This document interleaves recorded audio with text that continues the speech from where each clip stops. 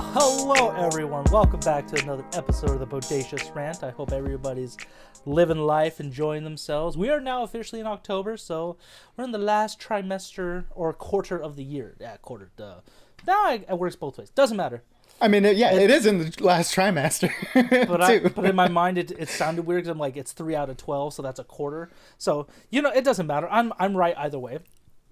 Whereas while I was not incorrect, it did not mean what I thought it meant. It did not mean. I hope everybody's doing good. We are talking about the latest Gareth Edwards. Am I right? That's the director's name? Okay. Yes. The latest Gareth Edwards movie, who brought us Rogue One, which is personally one of my favorite Star Wars movies, and he also did Godzilla in 2014. Really helped reboot that creature for U.S. cinema at least.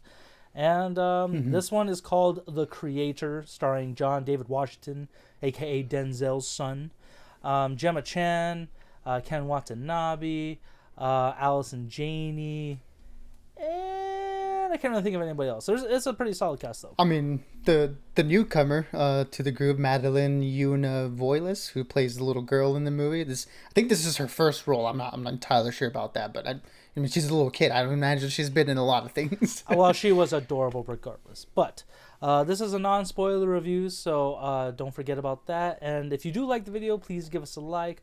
Also, ring the bell for notifications. And, of course, subscribe if you haven't already. We do appreciate the viewings and your support. So thank you, guys. We appreciate you. And so this one takes place in the not-too-distant future where John David Washington, he is essentially a U.S. military/government agent who is sent into, a part of the world to try and find the source of AI that was deemed responsible for the destruction of Los Angeles at a point in time. And that's pretty much as basic as I could put it without going to spoilers. Because they're actually, the trailers actually have done a pretty decent job on not diving into the world, but giving you a good idea of it. So I give that one props a little bit. And yeah, I will say this is, I know there's a lot of hype that's one of the best sci-fi movies of all time. And for those who haven't seen it, if you thought so, that's awesome. I love that.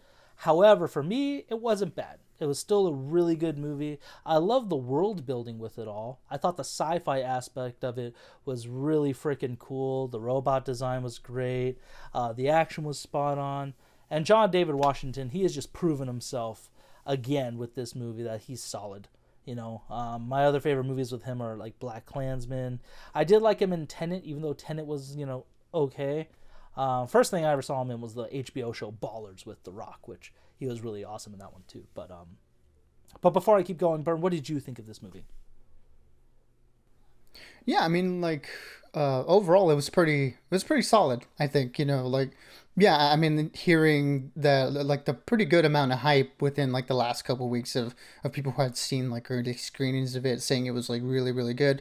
It's okay, cool. Finally, we're gonna get some awesome, original sci-fi, a type of story. Yeah, I mean, this movie does touch on a lot of similar concepts within sci-fi, mainly having to do with AI and robots and stuff. And that's the kind of stuff we've seen before, but overall, the world that this movie takes place in is original. It's not tied to any sort of book or movie or any franchise or anything like that. So it's cool to see Gareth Edwards tackle that after having done a science fiction, science fantasy movie within another world, with Star Wars Rogue One. So it's cool to see him do his own idea.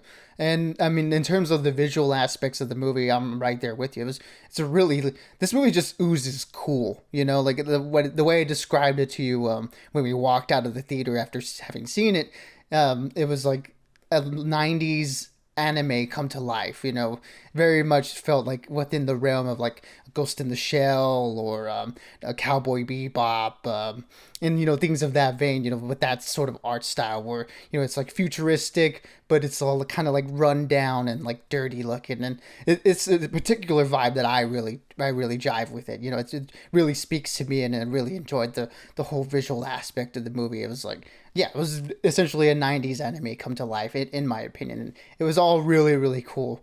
But other than that, I think the movie's script is where it sort of it's a little bit samey, to put it nicely. It's a lot of things that we've seen before in other science fiction movies. It feels like sort of like a melding pot of like all those similar things, where you have the reluctant hero, you have the questions of AI versus humanity. Like, are these AI sentient beings, like, are they the actual beings?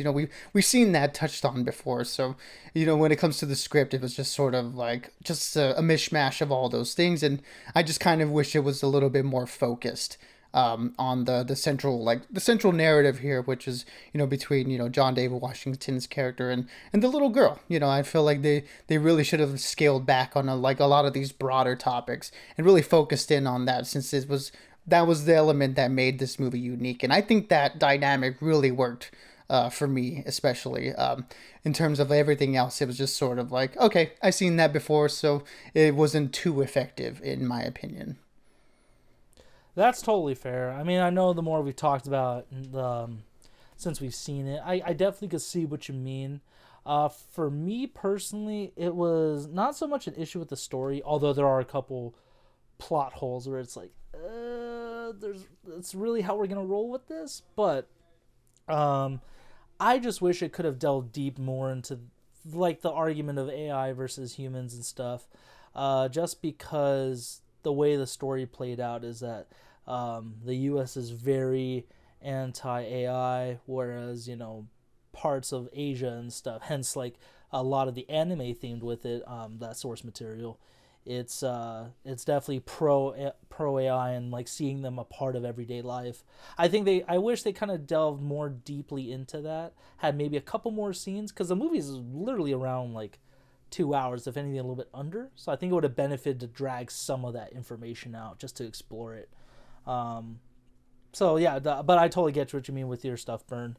The other thing I will just say is, like I said, John David Washington, he's super cool in this one. The sci-fi aspect, all like down to the military stuff, the robots, some of the vehicles, it really just puts you in a totally different thing. It kind of was like almost like Avatar like for me, where I had that moment of like, man, this is a sci-fi world I want to keep exploring. I want to get like deep into it. So that's what I really loved about it.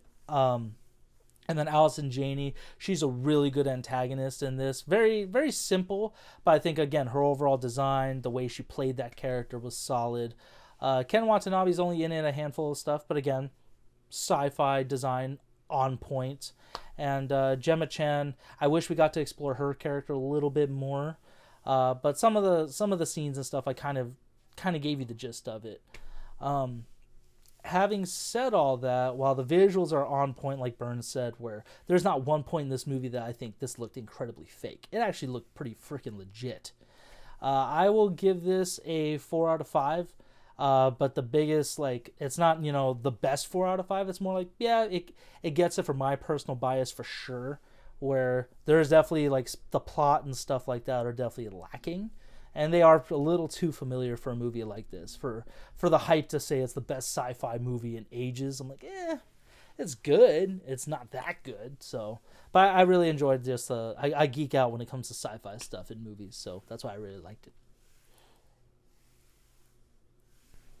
Yeah, I mean, yeah. Again, the whole visual aspect of the movie is really good. What Gareth Edwards as a filmmaker has done in like a lot of his recent movies is he just captures scale really well, and in terms of like a lot of these blockbuster movies, the way he showcases it is so good. I mean, there again certain shots in Rogue One with the perspectives that he uses to frame the Death Star. It's like, damn, like that looks like really good, and everything in here, like the way he shoots everything, in particular, like these big, these big machines, and this technology is like so cool. So again, the cool factor in this movie is absolutely there. And like you mentioned, a lot of the actors here, and they do a really good job with their characters. Even if the script, I feel, doesn't give them a lot of interesting things to do, they play the roles really, really well. And John David Washington, again, shows that he's a really good leading man in these movies, and he's someone that you can really empathize with and get behind,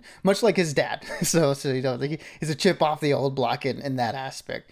So yeah, I mean, like I said, the cinematography here is really good too. Greg Fraser, he's worked with Gareth Edwards a few times now, and he shoots the movie really well. I will say the one disappointment for me in terms of the visual aspect is we went to go see this movie in IMAX, and this movie was really heavily advertised for IMAX. I feel like, you know, with like the posters I've been seeing around here. Granted, we live in LA, so it's like, you know, we see a lot of different marketings around here that a lot of other people will not see.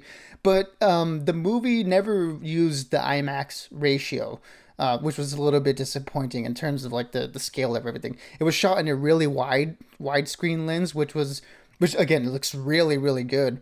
But yeah, for people wondering if they should go see this in any sort of premium format, I wouldn't say you're missing anything if you don't go watch it in IMAX. You know, they never utilizes that aspect ratio, which was a little bit disappointing because I thought he used it really well in both Godzilla and Rogue One. So that was a little bit of a disappointment for me. But again, that doesn't take away from, you know, just the visuals alone. I mean, it looks gorgeous, the movie, and the special effects. Definitely I can see this movie getting nomination because everything looked great. There wasn't at any point where I was like, wow, that looks off, or that doesn't look right.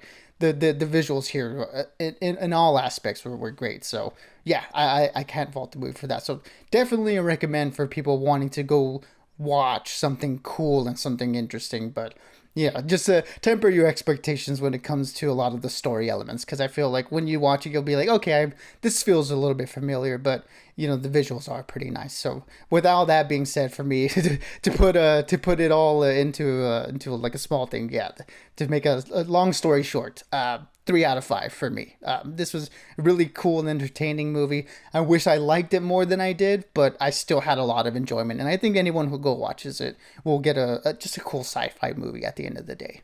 And there's nothing wrong with that. So especially kind of way to end the summer, begin the new holiday season. I think it's a decent movie to bridge that gap. Yeah, I that's all good stuff, Burn. All good criticisms. I respect that. So yeah, anyone who did catch it this weekend, let us know what you thought of it. Were you kind of on the fence like you know, Burn was? Did you still enjoy it for whatever reason like I did, you know, or like that we both did? Or did you absolutely hate it and you're like, this needs to stop? We'd love to know. But we got some interesting movies coming out this coming month. Not a whole lot big movies, I feel like, but there are some ones I'm really looking forward to. Namely, The Exorcist Believer. I hope that's good. Like, please, God, let it be good. God. You know, no pun intended with God, and because it's the devil and exorcism and stuff. So it's just a whole lot. We also got Five Nights at Freddy's coming out later this month, basically Halloween weekend. And I'll think about it later. But anyways, so until next time, everyone. You know, we got those reviews coming up. Also, we got some good shows going on right now, so feel free to check those out. Yeah, Ahsoka's ending in a few days, so we'll definitely have a season review on that. Absolutely. There's a lot of cool stuff to talk about there. Seriously, we have Ahsoka. Gen V just came out on Amazon, so that's a really good show so far, especially for those who like The Boys, so we'll definitely do a season review on that. But yeah, until next time, as always, everyone, just stay bodacious and keep on ranting for all of us. Absolutely, everybody. Be good, be safe, and as always, we'll catch y'all on the next one.